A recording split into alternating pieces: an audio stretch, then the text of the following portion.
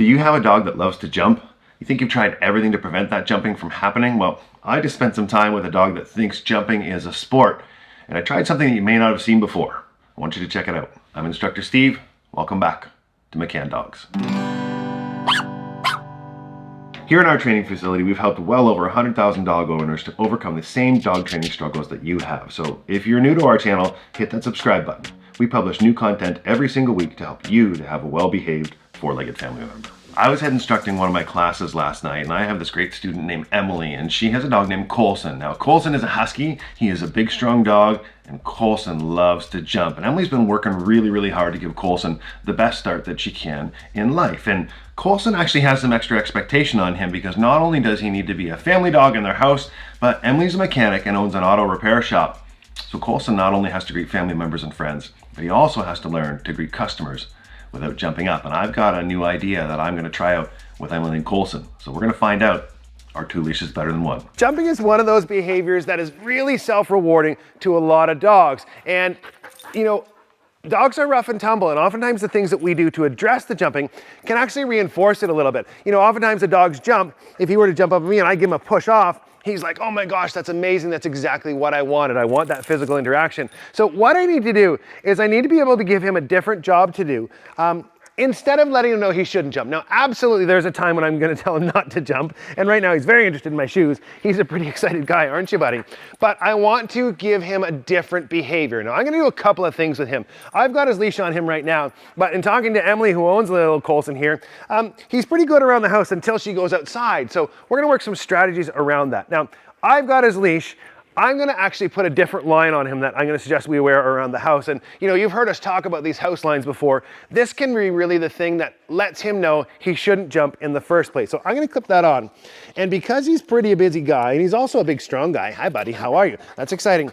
I'm going to keep his leash on. But what I'm actually going to use to prevent him from jumping is that line on the ground. So I'm going to have the leash gathered up a little bit, but I'm going to get my foot on this line, and I'm simply going to walk a little closer to him.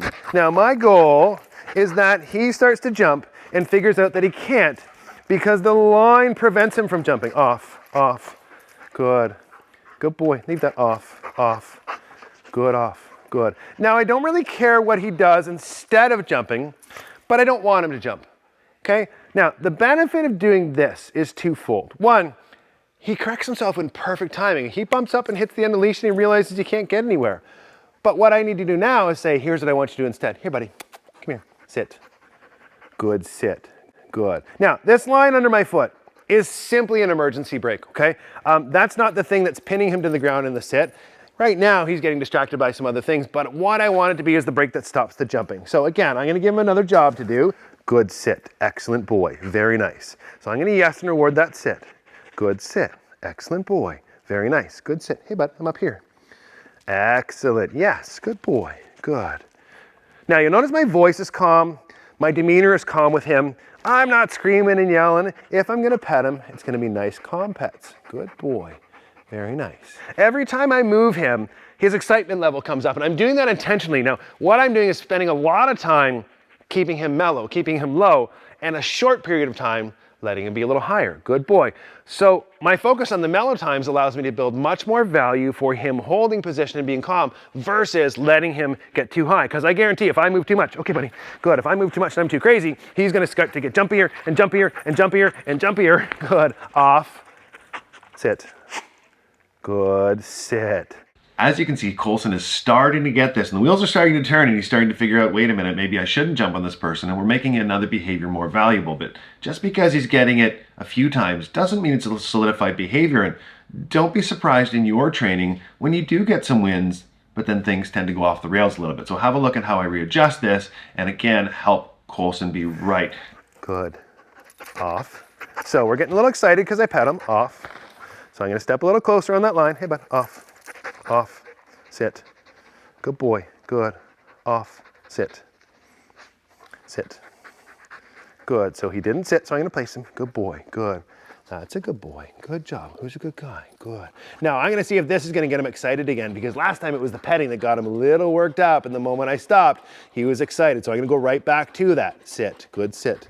Yes, good sit, good boy. Now my right foot is adjusting this leash tension all the time, but that is my little emergency brake that's helping prevent him from jumping and help me with that real perfectly timed correction. Good boy. Hey, right here. Good.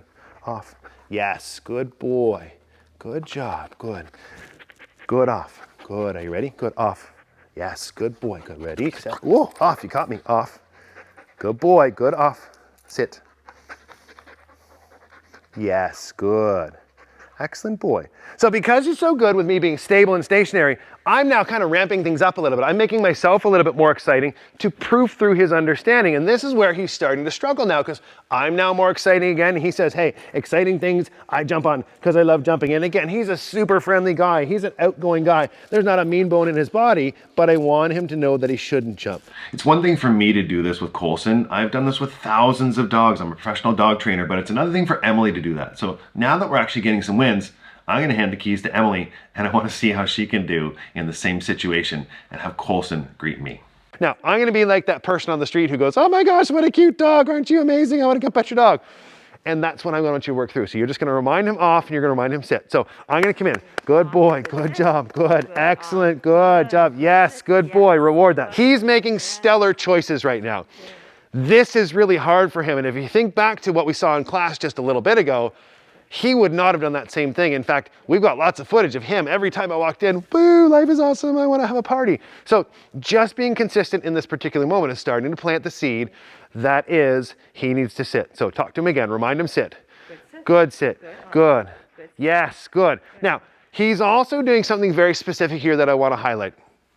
Colson is absolutely able to look at me as I come in, but he's choosing to look at me and then immediately choosing to look back at Emily. And that's the thing I want Emily to acknowledge. And she's doing a great job of, yes, then rewarding that, because I want him to make that choice. I want him to say, okay, I see that person, but my person is the thing I want to pay attention to. And now we're going to see if I can reach in and pet him, okay? Which, let's face it, an hour ago was a pretty hard thing for him to do.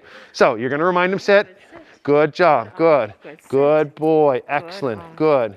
Say yes. Good sit. Remind him, sit. Yes, good boy. Good job. Excellent. Very good.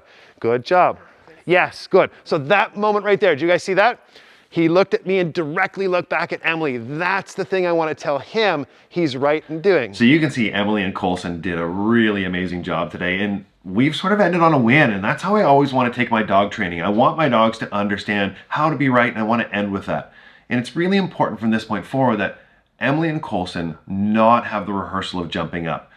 Jumping up being a self-rewarding behavior, the moment your dog gets to do it, it's going to set all this work back that we did. And just because we had this win here in this particular situation, and we're going to end on that success, does not mean our training is done. We have to take the same approach in every situation to help Colson understand that he shouldn't jump in the first place. If you're dealing with a dog who jumps up, you're probably dealing with a dog that also pulls on the leash. And if you liked what I did in this video, you won't believe what we did in this video to correct pulling on leash. If you like what you saw in this video and think you could benefit from some one-on-one support from myself and the other McCann Dogs instructors, check out our online dog training programs. The link is in the description below. With that, I'm Instructor Steve. Happy training.